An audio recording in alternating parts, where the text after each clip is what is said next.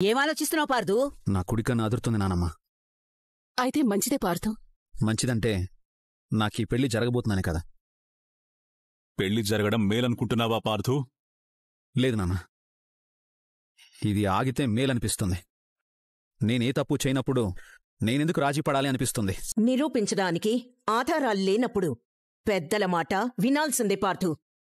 ముహూర్తం లోపల బాణం వస్తుందనే నమ్మకం మాకుంది. అవును, నాకు అదే అనిపిస్తుంది. ఏంటి అభిప్రాయాలు మార్చేస్తున్నారు? ముహూర్తం దగ్గర పడే కొద్దీ భయమేస్తోందా ఏంటి? భువనా, పార్థు మెళ్ళో దండవై. ఆగు ఆగు ఆగు. ఏమైందన్నయ్యా? తడబాటుతో ఏదీ జరగకూడదు. ముహూర్తం సమయం వరకు ఆగాలి. ఎవరికైనా సరే అవకాశం ఉంటుంది. కానీ దండలు వేసుకోకుండా కూర్చుంటారా ఏంటి బావుగారు? ఒక పని చేయండి. ఇప్పుడు భువనకి వాళ్లమ్మ, పార్థుకి సూరి దండ వేస్తారు. అలా చెయ్యండి. పెళ్లికొడుకు పెళ్లికూతురు ఇద్దరు దండలేసుకుని కూర్చున్నట్టే ఉంటుంది కదా. దండల్దేముంది, కాసేపయ్యాక తీసి పక్కన పడేస్తారు.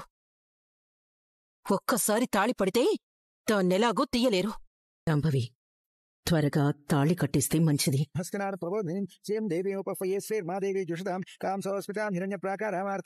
అయ్యా పంతులుగారు, గణపతి పూజ, గౌరీ పూజ అనుకుంటూ చాలా చేస్తూనే ఉన్నారు. ఏదైనా సరే శాస్త్రోక్తంగా చెయ్యాలి కదమ్మా. ఎవరికీ లేనంత తొందర శాంభవికే ఉన్నట్టుంది. జీలకర్ర బెల్లమైనా పెట్టించాలి కదా. ఆ తంతేదో ముందు కానిచ్చేయండి. ముహూర్తం దగ్గర పడుతోంది కదా.